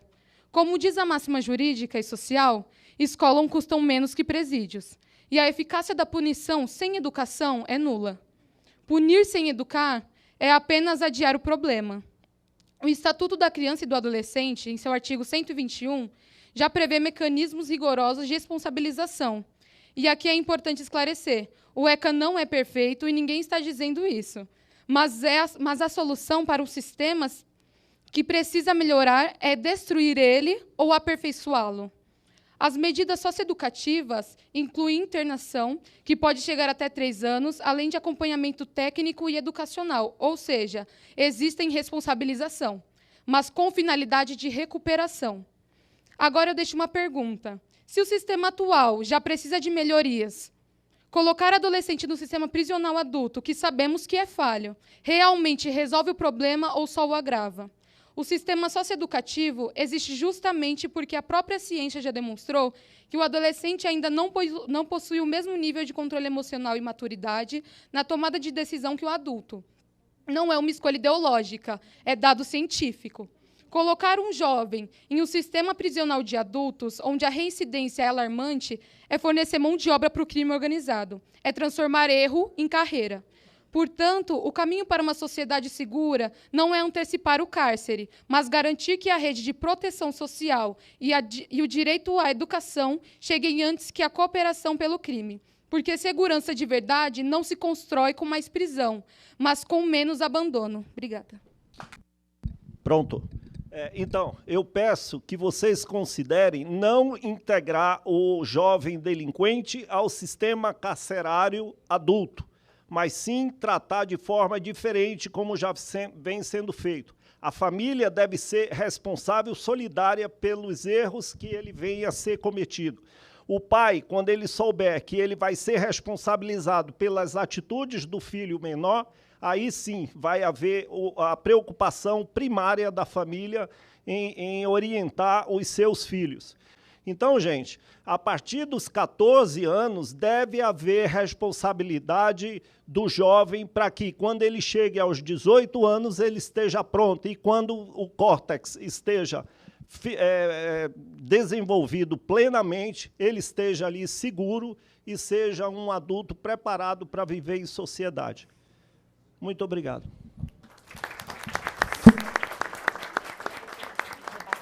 Encerradas as falas dos alunos, eu devolvo a palavra para a professora Iracema para suas considerações finais deste bloco.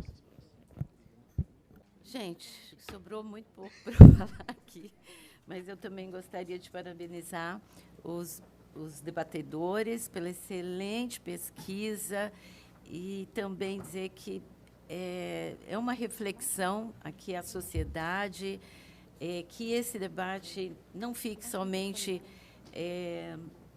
na questão de... Opa, muito obrigada. Não fique somente num banco escolar, que realmente a sociedade reflita sobre essa situação tão grave que estamos vivendo com a segurança pública nesse país.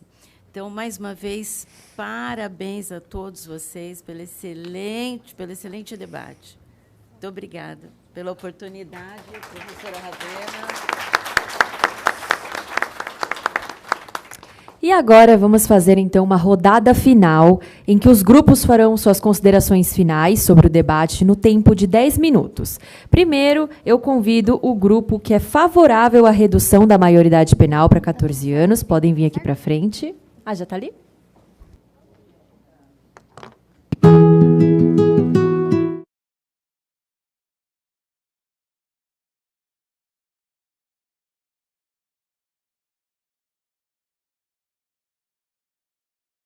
Os dois lados. Gente, nós não estamos falando em estrutura carcerária, nós estamos falando de redução da maioridade penal. Nós estamos falando de pessoas que já têm discernimento para cometer crime e fazer crueldades. Nós não estamos falando de estrutura e de valores do que o governo, do que o Estado tem que investir. Nós temos que punir para poder educar também. Seguindo o vídeo que foi passado, um animal, que é o cão orelha, dócil, confiava nos humanos, foi brutalmente torturado até a morte.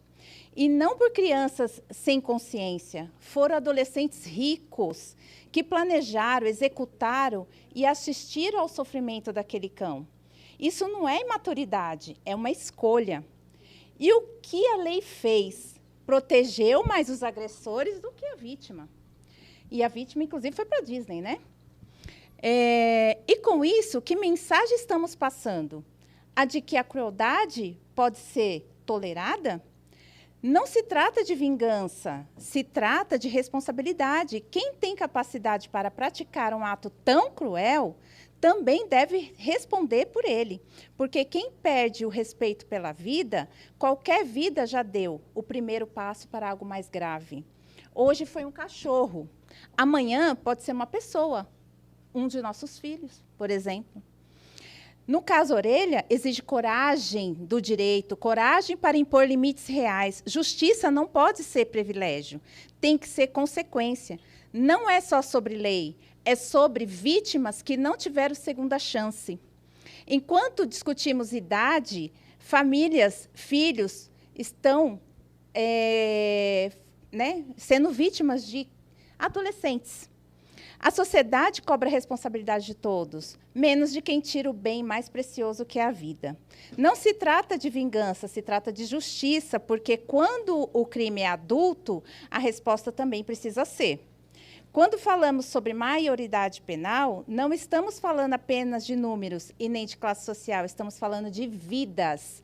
E aqui nós estamos falando de uma classe social que né, meninos ricos foram e fizeram uma crueldade com um animal. Eu vou trazer também um outro exemplo de um adolescente. Não sei se vocês lembram do caso de 2007, do João Hélio. Ele era da periferia, esse adolescente. Ele roubou o carro que estava com a mãe, a criança pequena de 6 anos e a filha. A mãe não teve tempo de retirar o filho de 6 anos de dentro do veículo, que foi, né, brutalmente arrancado, com a criança pendurada no cinto.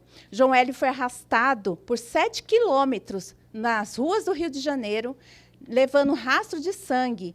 E um motoqueiro viu e avisou aquele adolescente que estava no veículo que tinha um corpo sendo arrastado no carro. O adolescente respondeu: é meu boneco de Judas.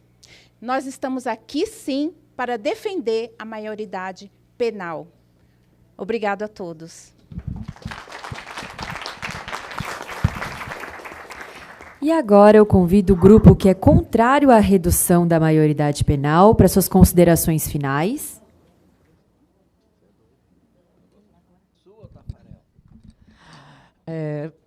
Senhores, eu convido vocês assistirem um vídeo para nós analisarmos não somente as estatísticas, mas para nós entendermos de quem nós estamos falando. Uma realidade marcada por falta de acesso, ausência de oportunidades e, muitas vezes, abandono. Agora eu te faço uma pergunta. É justo tratar um adolescente de 14 anos como um adulto?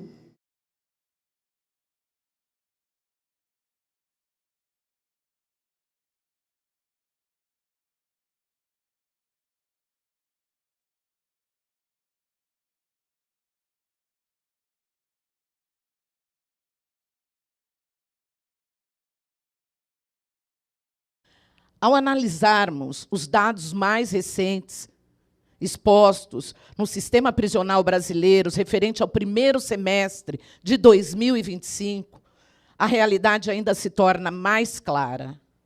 Pessoas pretas e pardas são aproximadamente 70% da população prisional.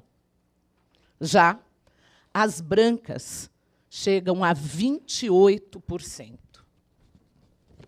Ou seja, existe cor, existe raça. 2/3 das pessoas presas no Brasil são pretas e pardas. O sistema ele é seletivo. E quando nós analisamos a escolaridade, com base nesses mesmos dados do primeiro semestre de 2025, o padrão ele se repete. A maioria da população prisional não conclui a educação básica. 60% possuem ensino fundamental ou médio incompleto. Menos de 3%, menos de 2 a 3%, têm o ensino superior. Parabéns aos dois grupos pelas explanações. E agora eu gostaria de convidar a doutora Juliana e o doutor Igor Oliveira, representando a advocacia paulista, para um feedback geral sobre os debates e as suas considerações.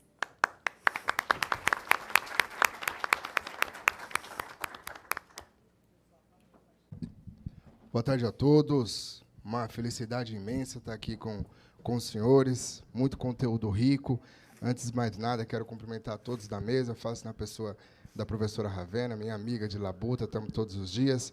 Agradeço o convite, um conteúdo muito rico, alunos que nós vemos que é a advocacia paulista que nós precisamos. Esse é o diferencial que eu costumo dizer. Eu, que não tenho padrinho na advocacia, eu vim ali do chão de fábrica, sendo estagiário, motoboy, quem me segue no Instagram sabe, pagodeiro, e hoje sou uma referência na advocacia criminal, no Tribunal do Júri, por isso, porque eu fiz isso que os senhores estão fazendo, que é sentar num sábado caloroso como esse, bom para tomar um suco de laranja, né, Ju? E nós estamos aqui vendo conteúdo rico. Quero parabenizar a todos, dizer que esse é um tema extremamente rico, importante, técnico, para tecer qualquer comentário, precisa, de fato, estudar sobre o tema, como os senhores se debruçaram e estudaram sobre o tema. E eu e a Juliana aqui vamos, pelo menos, dar alguns palpites do que nós achamos sobre esse tema. Bom, tudo que eu vou fazer na minha vida, eu procuro me basear em dados, em fontes, em números. E o que eu vejo no Brasil, que independente da idade, quando você deixa mais dura a lei, ela nunca resolveu. E eu falo, feminicídio hoje é a lei mais alta que nós temos no Código Penal. Feminicídio diminuiu? Pelo contrário, todos os dias morre uma mulher. Um marido, um padrasto, um amante acaba matando. Então, poxa, se nós deixamos a lei do feminicídio como a mais alta do nosso Código Penal e não tem solução, por que nós temos que acreditar que a redução da maioridade penal vai resolver? Outro ponto, no crime de roubo, 157, parágrafo 2º, hoje o crime de roubo com arma de fogo é uma pena altíssima, que chega a mais de 10 anos ali se o indivíduo for reincidente. E nós vemos que também não resolveu. O roubo continua cada vez mais forte. Então, eu penso, sou contrário à maioridade, à redução da maioridade penal. Primeiro por isso, porque eu estou na trincheira todos os dias e vejo que a solução não é endurecer as leis. Outra aberração jurídica que nós temos com o fim da saidinha. Puxei ali na internet agora, eu vi que no Brasil nós temos 300 mil mandados de prisão em aberto. Poxa, por que nós não vamos nos concentrar em quem cumpriu 0 dia de pena, desses 300 mil, do que nós vamos começar a punir de quem já cumpriu 16%, 20%, 40%, 50% e 60% lá para crime hediondo reincidente. Então, só que o que a gente percebe? Que a gente precisa demonstrar que os nossos políticos, estou dizendo, que criam as nossas leis, o legislativo, que nós estamos fazendo algo que tem uma solução imediata, mas, na verdade, estamos tampando os nossos olhos. A solução nunca foi endurecer as leis. A solução é nós voltarmos lá no bebezinho que não sabe de nada ainda e mostrar para ele que o correto é ele estudar, é ele quebrar o padrão daquela família. Ele tem como exemplo o pai dele, que é traficante, a mãe que participa ali. Então, é o padrão dele. O que nós temos que fazer é quebrar o padrão das nossas crianças, para as nossas crianças serem o nosso futuro amanhã. Então, com base em tudo isso, eu acredito, na minha opinião, com base nesses dados que eu apresentei, cumulado também que a criança hoje, até os 21 anos, não tem o córtex, não tem toda a sua função cerebral ali formada de forma dura. Por isso, eu acredito que a redução da maioridade penal seria mais um erro no nosso país. São essas as minhas considerações. Agradeço os olhares atenciosos de todos vocês. Muito obrigado. Boa tarde a todos. Recebam meus cumprimentos na pessoa da professora Ravena. Para os alunos que me conhecem aqui, eu sempre falo, né? Quem dera se todos nós tivéssemos uma professora Ravena na vida, isso já é clichê, mas é verdade. Eu estava sentada ali com o Dr. Igor e falando para ele que todos os debates que a senhora propõe, professora, são muito válidos, porque na minha época de faculdade eu não tive essa oportunidade. Então, eu tenho certeza que todos os alunos aqui são agraciados assim, e são muito sortudos de ter uma professora como essa. Valorizem cada momento perto dela, porque vai valer, assim, o resto da vida vai valer muito a pena. E eu estava falando também, professora, que quisera eu ter sido preparada dessa forma, né? Estava falando para o doutor Igor agora, que o que vocês estão fazendo aqui é o que a gente faz todos os dias, né? A gente precisa ir lá e falar, e colocar a cara, e ficar nervoso. E isso aqui é só um treinamento. Então, parabéns, quero parabenizar cada um de vocês, parabéns, professora, mas em especial aos alunos pela coragem, né, de tratar de um tema tão sensível como esse, pela evolução de cada um de vocês. Eu fico orgulhosa de ver, né, os alunos que eu conheço, pelo menos, fico orgulhosa de ver e de acompanhar a evolução e o crescimento. E aqui, só reforçando as palavras do Dr. Igor, ele já falou tudo que eu também compartilho, da mesma opinião. Eu sou contrária a essa redução, porque acho que o direito penal ele tem que ser a última alternativa, né, o último alcance do Estado, né, e não o primeiro. Então, quando a gente pensa em redução, será mesmo que é isso que vai resolver? Será mesmo que esse endurecimento vai mudar a nossa situação atual, a situação que nós vivemos no nosso país? Então, eu acho que essa questão da redução, né, que tem sido muito discutida, não acho que é o ponto central. Acho que nós precisamos de políticas públicas eficazes, de escolas, porque a gente começa na escola. O doutor Igor falou aqui agora sobre começar lá do pequenininho, né? Eu sou nascida e criada na periferia de São Paulo, não tenho padrinho advogado, ele é pagodeiro, eu sou filha de açougueiro, né? E eu nunca tive ninguém para falar assim, olha, você vai lá e você vai dar certo, vai vencer. Eu tive um padrão que foi quebrado dentro da minha casa, então cabe a nós fazermos diferente dentro da nossa casa, né, com os nossos filhos. Eu vou até compartilhar licença aqui para compartilhar uma experiência que eu tive com meu filho. Eu tenho 2 filhos, um de 8 anos, e eu precisei atender um cliente no DEIC aqui em São Paulo. E aí eu não tinha com quem deixar meu filho, também não podia perder o cliente. Peguei o meu filho e levei junto comigo. E aí, enquanto nós estávamos ali conversando com os policiais, ele é apaixonado por policial, eu apresentei, e aí o policial chamou ele e falou assim, vem aqui que eu vou te mostrar uma coisa. E levou ele na carceragem. E não tinha preso, óbvio, né? E ele falou, você tem 2 opções na vida. Ou estudar e trabalhar, e ser uma pessoa de bem, ou parar aqui. Qual você escolhe? Daí por diante, né, desse dia em diante, meu filho fala, eu vou estudar todos os dias, vou trabalhar todos os dias, porque eu nunca vou parar lá. Então, cabe a nós, né, enquanto sociedade, enquanto operadores do direito, fazer a diferença dentro da nossa casa e com as pessoas que nós estamos envolvidos. Muito obrigada e parabéns mais uma vez.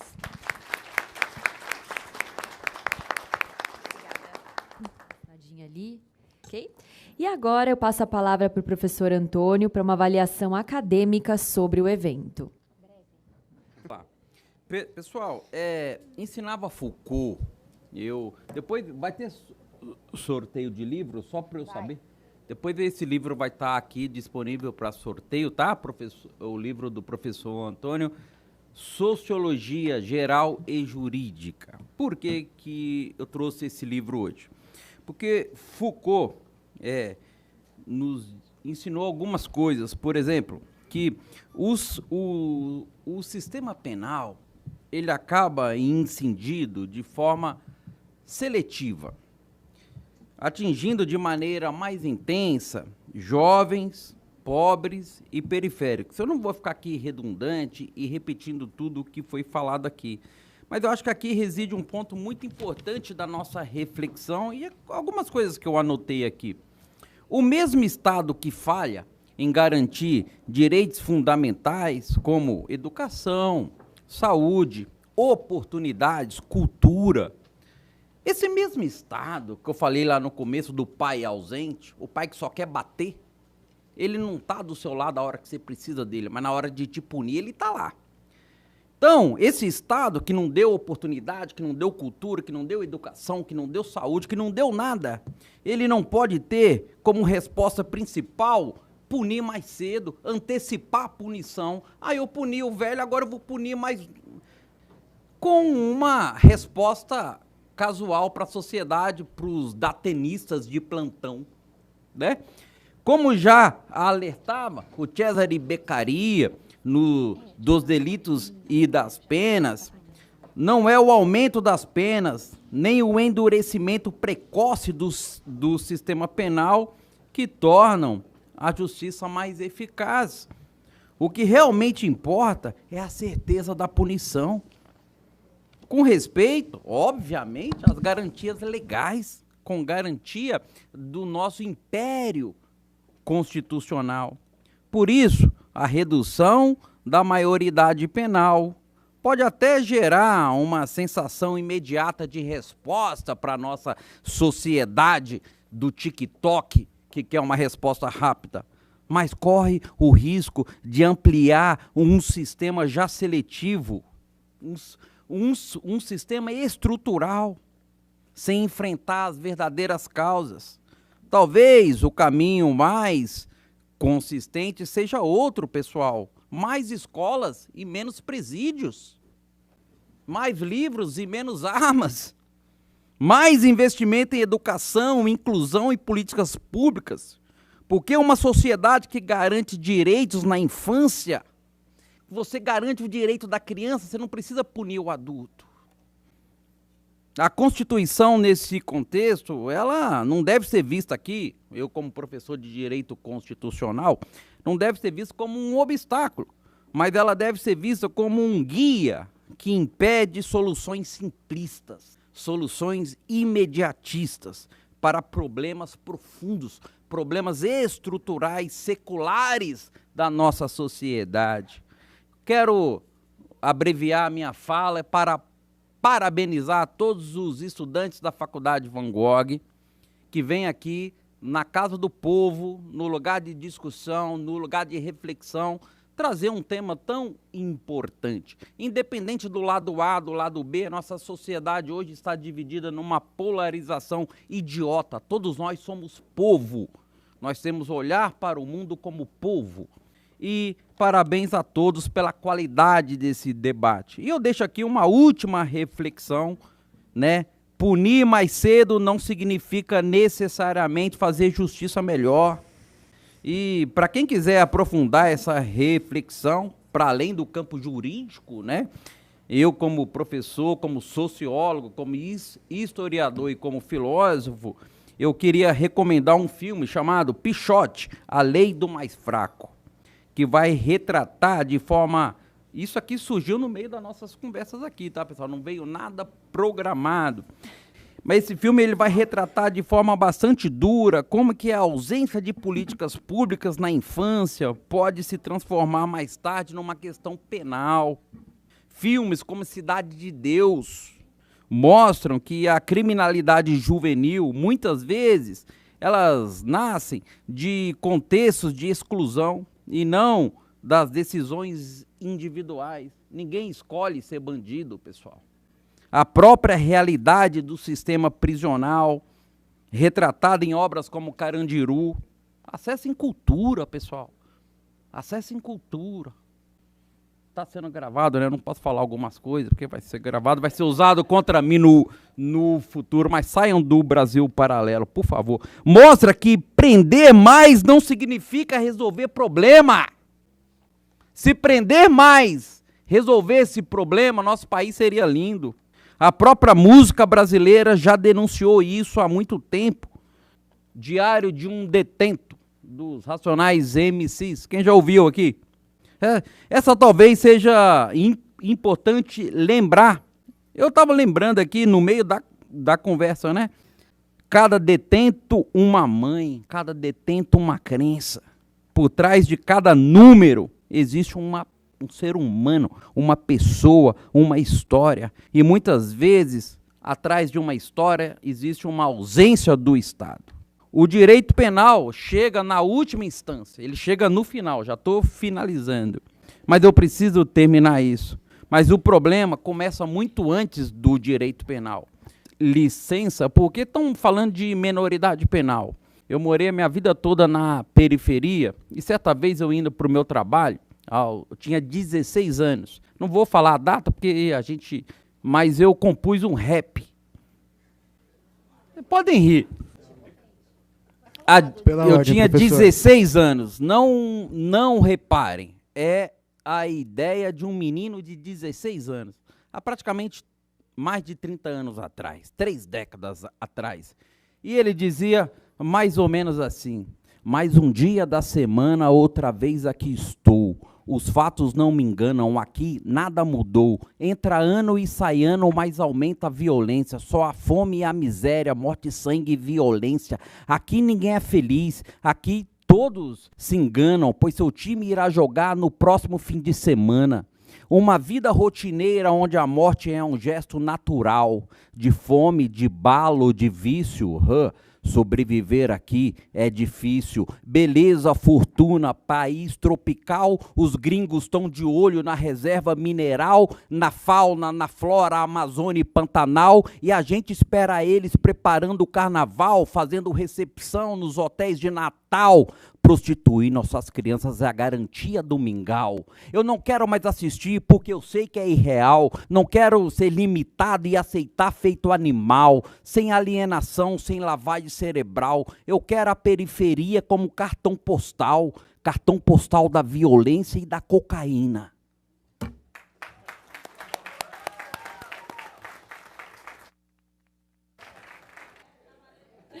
Muito obrigada. Muito obrigada, doutor Antônio. E eu passo a palavra agora para a professora Ravena para o encerramento do evento. Eu não sei mais o que falar, gente. Não sei cantar. A senhora não nunca tem fiz um rap, doutora Ravena, gente. também? Não sei o que falar. Não sei. Sensacional, né? Só faltou o Quem não beatbox. conhece a Faculdade Van Gogh, passou a conhecer agora. Temos um sério problema em seguir protocolos. Aqui faz parte da nossa instituição. É um problema enraizado na Van Gogh. A gente não segue nenhum protocolo nunca em lugar nenhum. É assim. Gente, eu tinha separado algumas coisas para falar, mas eu vou acabar improvisando algumas coisas diante do último bloco que nós vimos aqui. Primeiro, eu queria falar para os dois grupos, parabenizá-los por todo o empenho. Nós nos reunimos algumas semanas para ajustar todos os discursos, as posições. Eu fiz mais uma mediação, quem fez toda a pesquisa foram os alunos, e o caso orelha, eles que escolheram, viu? Vocês perceberam que os dois grupos falaram sobre o mesmo caso, com viés diferente, obviamente, mas não fui eu que falei para eles fazerem. Eles fizeram, foi uma escolha genuína dos alunos. Queridos, eu quero dizer que eu encerro esse debate com a convicção de que refletir sobre a maioridade penal é, acima de tudo, refletir sobre a sociedade que a gente deseja construir. E é essa mensagem, se a gente pode dizer assim, que eu gostaria que a gente pensasse. Qual é a sociedade que nós desejamos construir? As discussões que a gente travou aqui foi um pouco mais acalorada do que eu esperava. Vocês percebem que os alunos levam a sério. É uma característica da Van Gogh também. Quando fizemos o tribunal do júri, um pouquinho mais ia ter lesão corporal. Precisaríamos do nosso investigador aqui, os nossos amigos delegados, foi bem grave. É mais uma característica dos nossos alunos. Eles são bastante calorados, né? Eles levam a sério as propostas que a gente leva. Não se trata de um tema simples e de uma resposta imediata, como o professor Antônio nos trouxe aqui.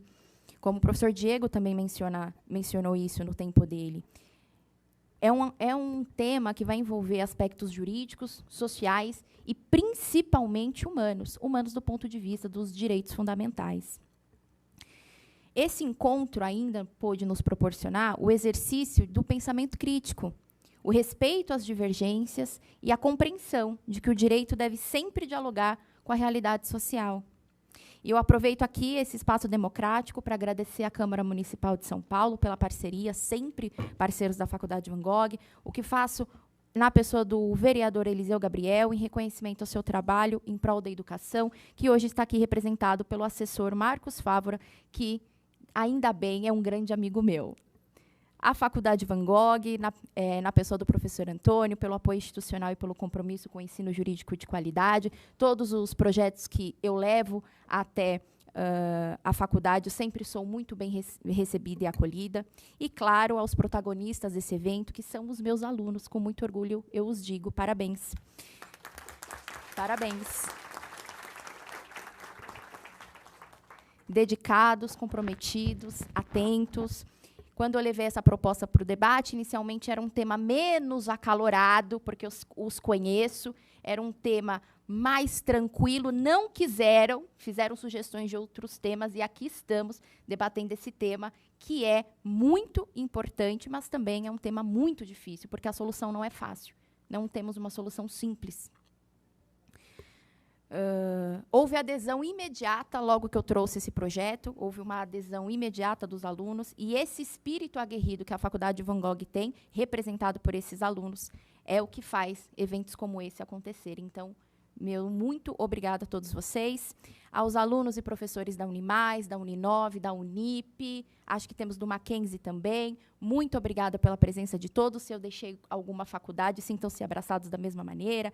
Meus agradecimentos e reconhecimento pela participação ativa de todos vocês. Serão sempre muito bem-vindos na Faculdade Van Gogh. Frequentem a faculdade, frequentem nossos eventos. Afinal de contas, somos todas uma só faculdade. Estamos todos aqui pelo mesmo ideal, que é o ensino de qualidade. Queria pedir a palavra à Carol, que está sendo devolvida, só rapidamente, Carol, para fazer uma menção ao professor André Militão, que fique de pé, por favor. E que todo mundo dê uma salva de palmas ao nosso coordenador do curso de Direito da Unimais, professor André Militão. Quero também fazer uma homenagem aqui à Isamara, que está presente aqui. Por favor, fique de pé, a Isamara. E também a Natália. Natália, fique de pé. São nossas duas alunas aprovadas do exame da OAB.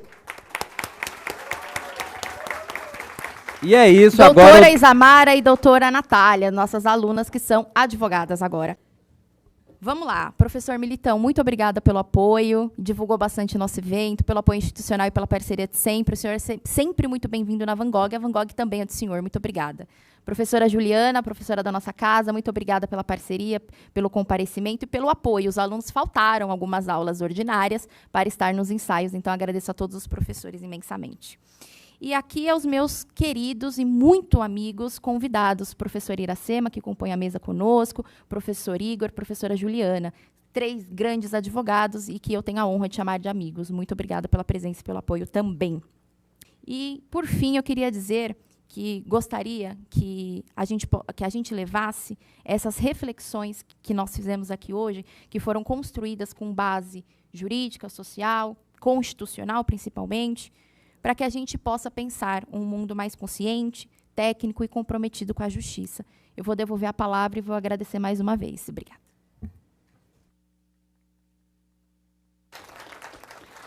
Vamos para o sorteio agora, doutora Ravena. É o número de 1 a 41 do livro. Olha lá. E ó, o livro vai ser da... Vou interromper a doutora Ravena. O livro é da doutora Ravena. Ó. A eficácia dos direitos fundamentais e da dignidade da pessoa humana no sistema prisional brasileiro. Olha. É minha dissertação de mestrado. Dissertação de mestrado. Eu quero o número 14. 14. É Guilherme Antônio Lima. Alguma coisinha Lima. Aê, parabéns. Hein? Parabéns. Aqui na frente.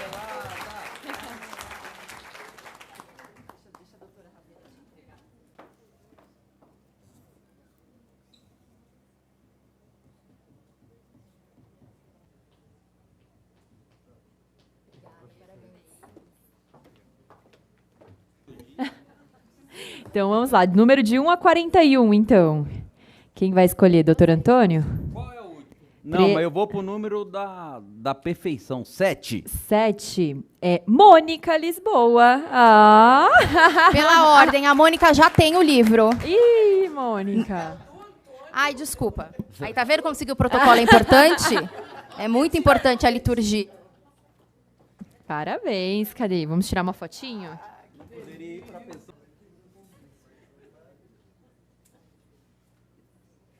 Cuidado, que isso é prejudicial, viu? Aos outros. Ah, então tá. Então vamos fazer agora, gente, a foto oficial do evento. Eu vou pedir para todo mundo vir aqui na frente, para a gente tirar uma fotinho. Por favor, todos os participantes. Vamos levantar.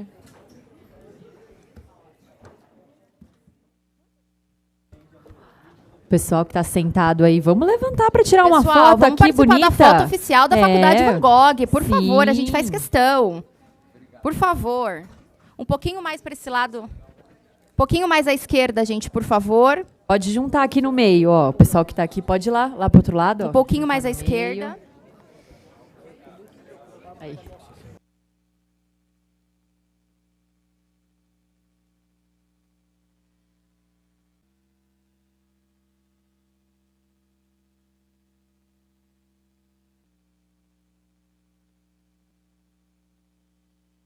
Tá entrando aí na foto, gente? Senão a gente vai precisar encolher mais, tá bom?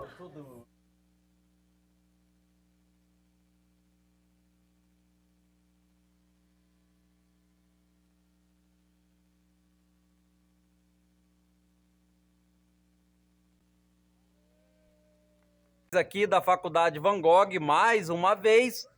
E a pergunta que não quer calar, que todo mundo quer saber. Quem é a turma top da Van Gogh?